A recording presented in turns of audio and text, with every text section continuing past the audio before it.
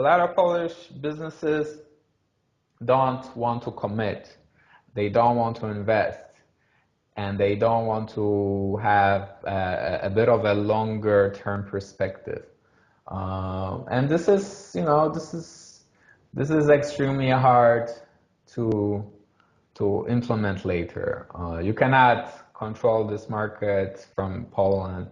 You need certain, well, it depends on the market, of course, like what you're selling, but in general, you either need to have some reliable partners here, like distribution partners, for example, or some, usually distribution partners, or you would need, local team that adjusts the offering, but not only in terms of language, but even changing the product a bit.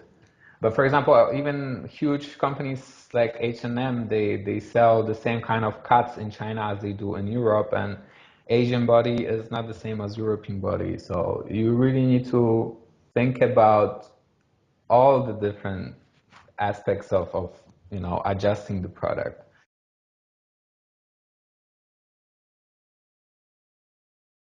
Chinese customers tend to ask much more questions, and they try to leverage your know-how and experience before purchasing. So they actually get back to you all the time and ask for a lot of different things that are readily available on our website, for example, but they rather have this personal contact.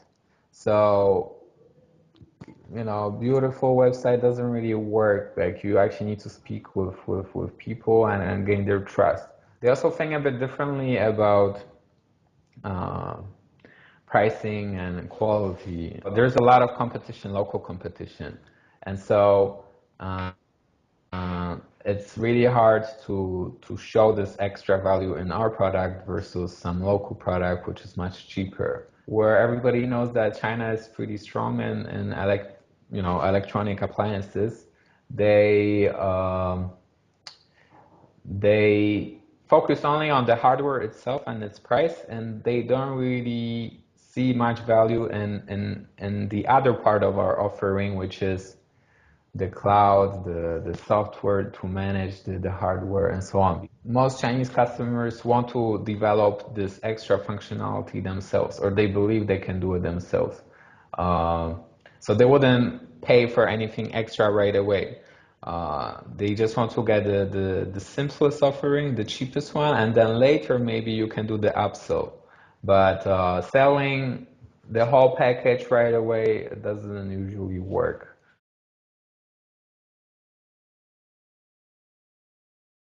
Our real value actually comes in the software part, in the firmware, for example. So yeah, somebody could replicate our products, but even our Western competition also uses similar chip or even exactly the same chip and the same battery, but we get better performance because of our software layer. And this would be extremely hard to copy.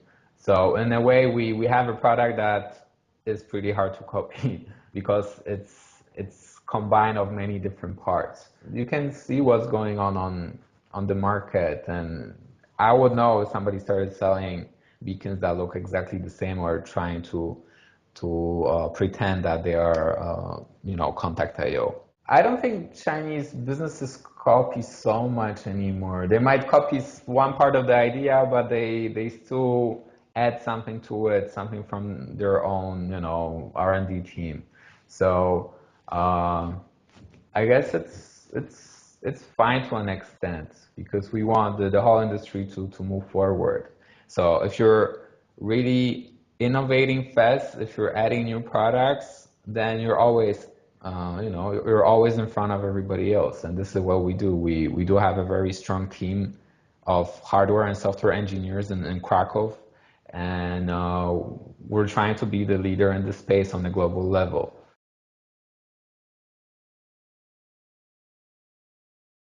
Facebook is useless because it's blocked.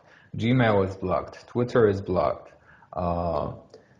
Amazon Web Services don't work very well. So your cloud might be sitting on Amazon services servers, and your website is super, super slow or even unreachable in China.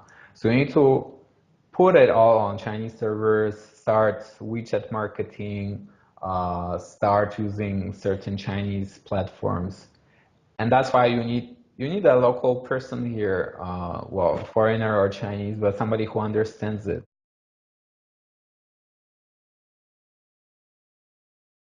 And professionals here are, for example, pretty expensive. Like experts do make good money, both Chinese and foreigners.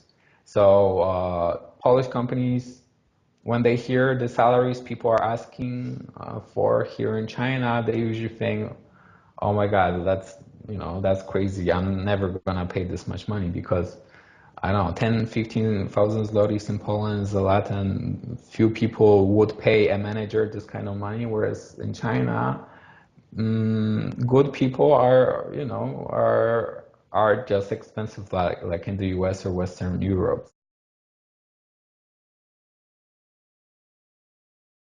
It doesn't necessarily have to be um, only money, but it's also like extra holidays, for example. Like, because usually in China, you only get between 5 to 10 days a year of paid vacation, whereas, in Europe, it's what, 25. So if you can offer that to Chinese employees, they would definitely appreciate it. And traveling to other offices, that's also very, very big, incentive. People want to work for an international company that has a network of global offices.